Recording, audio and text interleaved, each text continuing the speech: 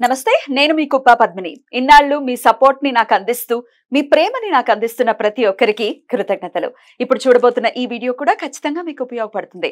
Like, share and subscribe చేసి మీ ఇష్టాన్ని అలాగే మీ సపోర్ట్ ని నాకు అందించండి. అలాగే ఈ వీడియో పట్ల మీ అభిప్రాయాన్ని కమెంట్ సెక్షన్ లో కమెంట్ చేసి నాకు తెలియజేయండి. నమస్తే. నమస్తే, వెల్కమ్ టు అవర్ ఛానల్. నేను పద్మిని. ప్రస్తుతంతో పాటు ప్రముఖ ఆధ్యాత్మికవేత్త, సూర్య ఉపాసకులు, sun spiritual society founder Vikramaditya గారు మనతో పాటు ఉన్నారు. మాట్లాడదాం. సార్ నమస్తే. సార్ ఎలా ఉన్నారు సార్? సూపర్. డిసెంబర్ మాసం ఇంకా రాలేదు, వస్తుంది. వెళ్ళిపోతున్నాం, చాలా ఫాస్ట్ గా ఉంది కదా. ఇక్కడ అసలు నవంబర్ ఎంత ఫాస్ట్ గా వెళ్ళింది, మీకు అలాగే అనిపించిందా? చాలా అండి. అసలు రోజులు అంటే ఒక ఇంతియాజం తో కూడా ఉన్నాను, ఒక స్టూడెంట్ లా తయారయ్యాను కదా. Your life is completely different now. ఎక్స్పెరిమెంట్లు చేస్తూ క్లాసెస్ సంస్కృతి ఒకటి నేర్చుకుంటున్నాను కదా. రోజులు అలా వెళ్ళిపోతుంది, బిజీ అండ్ అలా అలా వెళ్ళిపోతుంది. ఒకటే నేను చెప్తాను, I'm easy, I'm not busy. ఎంత నేర్చుకున్నా ఇంకా టైం ఉంది దేనికైనా. డెఫినెట్లీ చాలా హ్యాపీగా, హెల్దీగా, చల్లచల్లగా. కార్తీక మాసం కూడా ఇక చివరాంకంలోకి వచ్చేసాం. కార్తీక మాసం, కార్తీక అమావాస్య రాబోతోంది. ఆదివారం అమావాస్య, అద్భుతం కదా. అయితే శనివారం మధ్యాహ్నం అమావాస్య ఘడియలు మొదలు కాబోతున్నాయి. సూర్యోదయానికి ఒకవేళ ప్రామాణికంగా చూసుకుంటే కనుక ఆదివారం అమావాస్య, లేదంటే శని అమావాస్య, రాత్రిపూట అమావాస్య ఉండాలి అని కూడా అనుకుంటే.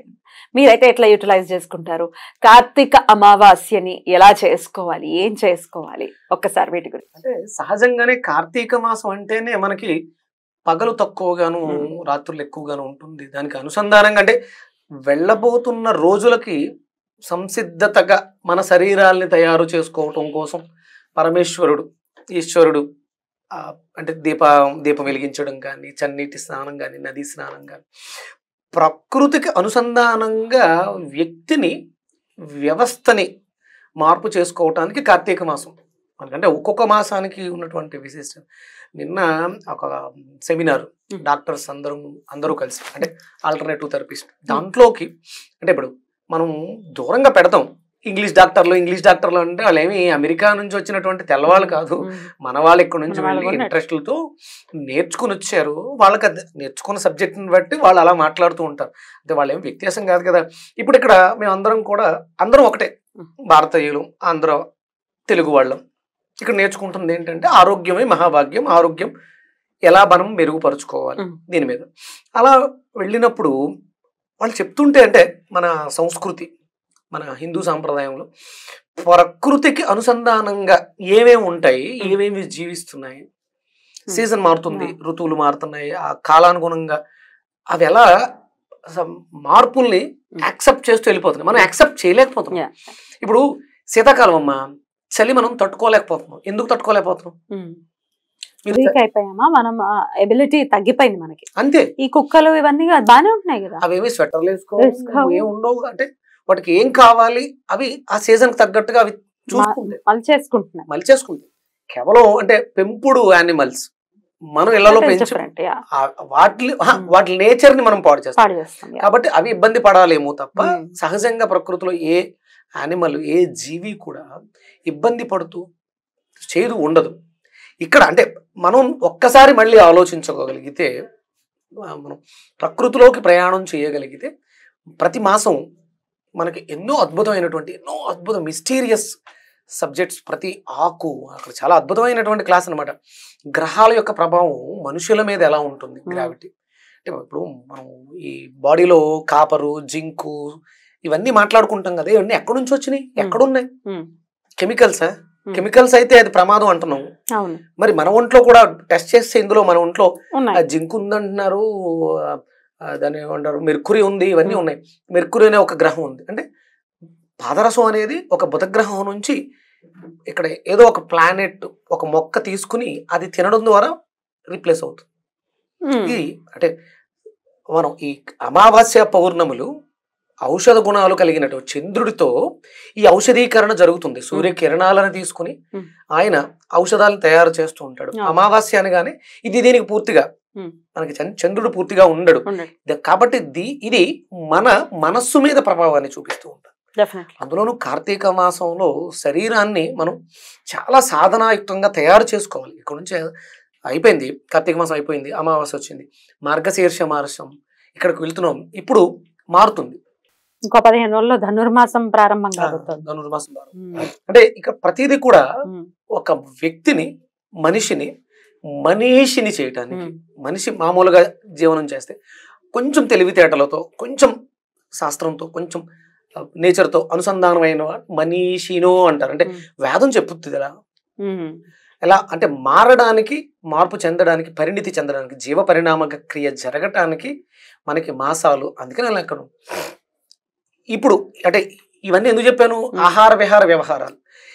కొన్ని సందర్భాల్లో మనం నిరాహారం అయి ఉండాలి, కొత్త మాసంలో ప్రవేశిస్తున్నాం. అందుకని ఏంటంటే అమావాస్యని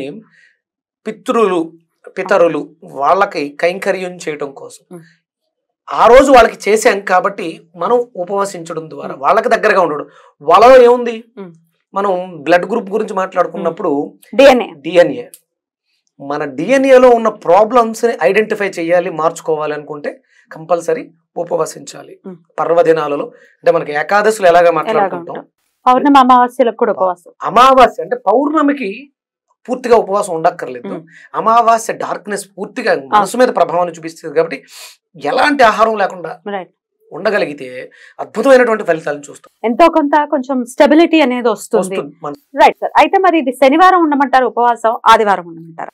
ఆదివారం 11:50కి వెళ్ళిపోతుంది అమావాస్య కాబట్టి అంటే శనివారం అర్ధరాత్రి దగ్గర నుంచి, శనివారం ఈవినింగ్ సూర్యాస్తమయం దగ్గర నుంచి ఆదివారం సూర్యాస్తమయం వరకు ఉపవసించగలిగితే, అంటే మనం శనివారం సాయంత్రం వరకు కూడా తీసుకుని 16 hours ఫాస్టింగ్ అందరికి అలవాటే ఉంది, ఇంటర్మీడియట్ ఫాస్టింగ్ అని చెప్తారు. ఇలాగ ఆదివారం ఉదయం శుభ్రంగా మనం ఆయిల్ ఎలాగో వాడొద్దు అంటాం, ఆ రోజు శుభ్రంగా భగవంతుడికి అర్చన ఇవి చేసేసుకుని మధ్యాహ్నం వరకు ఉండి ఏదైనా అల్పాహారం తీసుకుని, అంటే ఫ్రూట్స్ తీసుకోవచ్చు మధ్యాహ్నం వరకు, మధ్యాహ్నం నుంచి మనం ఫ్రూట్స్ తీసేసుకోవచ్చు.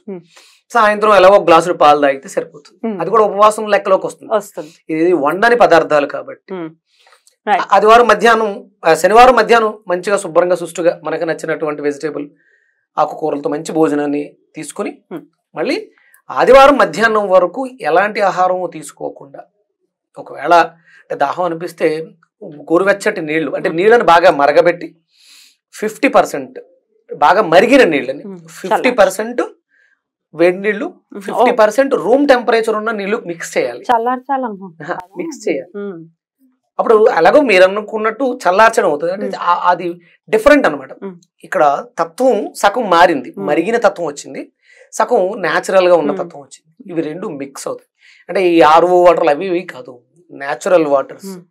దాని మీద కూడా నేను అంటే ఇంటిగ్రేటెడ్ దాంట్లో వాటర్ని ఎలా మనకు అనుకూలంగా మార్చుకోవచ్చో దాని మీద ఒక క్లాస్ ఉంది, అద్భుతం. అంటే నీటితో మాక్సిమం రోగాలను నయం చేసేసుకోవచ్చు. సంధ్యావందన విధిలో ఆపోహిస్తామ యోభోహ విన్నారా? నీళ్ళని ఉదకాలని జల్లుకుంటూ ప్రోక్షణ, అసలు అది స్నానం కన్నా అద్భుతం అమ్మా. అంటే జలంతో చేయలేని పనులు లేవు. ఆ మంత్రానికి కూడా పవర్ ఉంది. మంత్రాన్ని జలాన్ని సంపుటీకరణ చేయడం ద్వారా బాహ్యంగాను అంతరంగాను శుద్ధి చేసుకోవడం ఎంత అద్భుతం శాస్త్రం, వేదం. Right sir. అయితే సాధన విషయంలో అంటే ఉపవసించమని అంటున్నారు ఎలాగో, అలాగే దేవతారాధన విషయం కూడా చెప్పండి. ఎట్లా ఏ దేవతని ఖచ్చితంగా ఆరాధన చేసుకోమంటారు కార్తీక అమావాస్య నాడు? మనం ఆరాధించాల్సింది అంటే ఇప్పుడు కర్మ కారకుడు, కర్మ చూస్తుంటాడు ఆయన శనేశ్వర్ల వారు. శనివారం అంతా కూడా నామస్మరణ, శనేశ్వర్ల వారి నామస్మరణ, సాయంత్రం మామూలుగా సంధ్యా సమయంలో దీపం పెట్టుకోవటం, ఇవన్నీ చేసుకుని ఏదైనా మీరు వెంకటేశ్వర స్వామికి సంబంధించిన స్తోత్రాలు చదువుకోవచ్చు. ఇక మర్నాడు పొద్దుట ఆదివారం సూర్యారాధన, అమావాస్య ఆదివారం విశేషమైన. తంత్ర సాధకులు కూడా చాలా విశేషంగా ఈ సమయాన్ని వినియోగించుకుంటారు, అస్సలు వదలరు అని అంటారు. తంత్రం అంటే భయపడాల్సిన అవసరం ఏం లేదు, మంత్ర తంత్ర యంత్ర ఆలోచన మంత్రం అవుతుంది. దాన్ని ఈ దేహం అనే యంత్రంతో చేసే పనినే తంత్రం అంటారు. అంతే. ఇవి అనుసంధానమైనవి. మంత్రము యంత్రము అనుసంధానమై చేసే సాధనే తాంత్రికం, తంత్రం అయింది తప్ప అదేదో నిగూఢంగా చీకట్లో చేసేది శుద్ర పూజలు. ఇంకా భయపడుతూ ఒక యజ్ఞం చేయడం కూడా తంత్రమే అవుతుంది. సామవేద దాన దండోపాయాలు అంటే ఒక పనిని మనం సాధించుకోవడానికి వెళ్ళే మార్గాలు ఎలా అయితే ఉన్నావో మనం దైవిక శక్తిని మనలో ఉన్నటువంటి మనం మనుషులు మనలో ఉన్న శక్తిలోంచి దైవిక శక్తిని తీసుకురావాలంటే మనం తంత్రాన్ని వాడుకోవాలి. కంపల్సరీ ఏదో ఒక ప్రక్రియ చెయ్యాలి. ఆ చేసే ప్రక్రియనే తంత్రము. ఆదివారం అమావాస్య వస్తోంది కాబట్టి ఈ ఏవైనా సేకరించే విషయంలో మూలికలు గాని నా ప్రశ్న అలాంటివి ఏమైనా సేకరించుకోవచ్చా? సేకరించుకుని దాచుకోవడం ద్వారా ఎటువంటి ఫలితాలను పొందుతాం అనేది ఒకసారి. మనకి అంటే ఇప్పుడు సిటీస్ లో దొరకవు, కానీ దొరికితే దర్భల సేకరణ విశేష ఫలితం ఇస్తుంది. దర్భ ముడి అంటే గాలి వేచినప్పుడు దర్భలు పైకి వచ్చిన కొసలు ఇలా లింక్ పడి ఒక ముళ్ళు పడతాయి. ఆ దర్భల్ని సేకరించి ఉంచుకుంటారు. నా దగ్గర ఉన్నాయి, 4 ఏళ్ళు 5 ఏళ్ళు అయింది. దర్భ వేర్లతో సహా ప్రత్యేక దినాలలో తీసుకొచ్చి వాటిని శుభ్రంగా కడిగి పసుపు రాసి ఒక చోట అంటే ఒక కట్ట కింద కట్టి గుమ్మానికి తగిలిస్తాం. గుమ్మం పైన తగిలిస్తే లక్ష్మి ప్రవేశిస్తుంది. మా ఇంట్లో పైన గుమ్మానికి ఉంటాయి. దర్భల్ని ఆ రోజు సేకరించి తెచ్చుకోమంటారా? తెచ్చుకోవచ్చు. ఒకవేళ ఇప్పుడు కోసి తెచ్చుకోవడం కాకుండా ఈ పూజా స్టోర్స్ లో దొరుకుతాయి దర్భలు మామూలుగా, అవి తెచ్చుకోవచ్చా? అదే ఇంకా ప్రత్యామ్నాయం. ఉన్నవాళ్ళు మాత్రం సమూలంగా వేర్లతో సహా తెచ్చుకుంటే ఒక 2-3 దర్భలు తీసుకొచ్చి శుభ్రంగా అంటే అక్కడ ఏదైతే చేస్తున్నామో దృష్టి పెట్టుకోండి. అక్కడికి వెళ్ళి నమస్కరించి భక్తితో ఇప్పుడున్నటువంటి కలియుగంలో మేము అనుభవిస్తున్నటువంటి బాధల నుంచి మాకు విమోచన కలగాలి, మాకు శక్తి కావాలి, వాటిని విడిపించుకునే ఆ బంధనాలు విడిపించుకునే శక్తి కావాలని ప్రార్థించండి. అలాగే ఉత్తరేణి ఇప్పుడు ఎక్కడ పడితే అక్కడ దొరుకుతాయి. ఉత్తరేణి ఆకుల ఉత్తరేణి వేర్ల మొక్కను కూడా తీసుకొచ్చి ఆ పైన కంకులు ఉంటాయి. ఇప్పుడు ధాన్యం వస్తుంది, ఆ ధాన్యాన్ని శుభ్రం చేసుకుని దగ్గర పెట్టుకోవచ్చు. అలాగే ఆ ఆకులని శుభ్రం చేసి ఓ పక్కన పెట్టుకోవచ్చు. వేర్లు ఉన్నాయి కదా, ఆ వేర్లని కట్ చేసి కింద ఆ చిన్న వేర్లని జాగ్రత్తగా పసుపు రాసి దేవుడి మందిరంలో పెట్టుకోవచ్చు.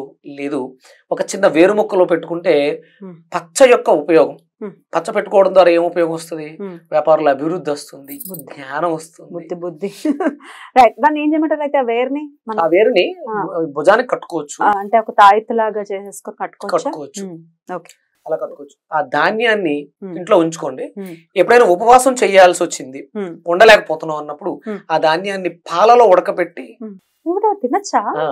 పాలలో శుభ్రంగా క్లీన్ చేసి పై పొట్ట ఇవి తీసేసి కొన్ని పాలు వేసి ఉడకబెట్టి ఆ వాటిని తినడం ద్వారా ఉపవాసం చేసే రోజుల్లో నీరసం రాకుండా ఉంటుంది. అసలు ఆకలేదు, ఎక్కువ తీసుకోకూడదు. ఒక 1/2 టీ స్పూన్. ఎక్కడ దొరుకుతాయి? ఆయుర్వేదిక్ స్టోర్స్ లో దొరికేస్తాయి. మీకు ఆయుర్వేదిక్ స్టోర్ లో దొరుకుతున్నాయి. ఉత్తరేండి ధాన్యం, బియ్యం ఎక్కువ తినకూడదు. ఎక్కువ తింటే ఆకలేదు, 2-3 రోజులు ఆకలేదు, ఆకలే ఉండదు. అంతే. అంటే ఉపవాసం చేయాలన్నప్పుడు మనకి కుదరట్లేదు కాబట్టి శుభ్రంగా మెత్తగా ఉడకబెట్టి పేస్ట్ చేసి పాలలో కలుపుకొని నైట్ ముందు రోజు నైట్ తాగేస్తే నెక్స్ట్ డే మనకి ఇంకా ఆకలి ఉండదు. ఎంత ఇన్ని తీసుకోవచ్చు? అంతే, కొన్ని. అలాగే ఆకుల్ని శుభ్రంగా చూర్ణం చేసుకుని మనం పళ్ళపొడి కింద దాంట్లో ఇంకొంచెం ఇలాచి, లవంగాలు, దాల్చిన చెక్క ఇలాంటివి వాడితే పొడి చేసుకుని దంత దావనానికి వాడితే దంతాలు శుభ్రం అవడంతో పాటు అనారోగ్యాలు తగ్గడంతో పాటు నోటికి వాక్శక్తి పెరుగుతుంది. అందుకే దాన్ని పెట్టారు పెద్దవాళ్ళు, మన వాళ్ళు. ఉత్తరేణితో పళ్ళుతోవడం వల్ల అంటే మనం మాట్లాడే మాట బుద్ధుండే మాట్లాడుతున్నాం అంటాం కదా, అంటే నోట్లో కూడా బుద్ధి ఉండాలి కదా. నోట్లో ఉండాలంటే మన అశుద్ధాలు, మన తినకూడని పదార్థాలు తిని పాడు చేసాం. వాక్శుద్ధి ఎక్కడ వస్తుంది? ఆ వాక్శుద్ధి అంటే మనకి సిద్ధించాలన్నా మంత్రం చేస్తాం, సిద్ధించట్లేదు అంటే వాక్శుద్ధి ఉండాలి. బూతులు మాట్లాడినా కూడా శుద్ధి పోతుందిగా. ఇవి చేయడం వల్ల మళ్ళీ ఆ శుద్ధి రావడానికి అవకాశం ఏర్పడుతుంది. Beautiful, beautiful. ఎన్ని విషయాలు చెప్పారో చక్కగా. అంటే చాలా రేర్ గా వస్తూ ఉంటుంది, సంవత్సరంలో 1-2 సార్లు వస్తుంది. ధనుస్సు రాశిలోకి వెళ్తున్నాం మనం. సూర్యుడు ఎంటర్ కాబోతున్నారు. రైట్ సార్, అద్భుతంగా వివరించారు. కృతజ్ఞతలు సార్. నమస్తే. సూర్యోస్మి.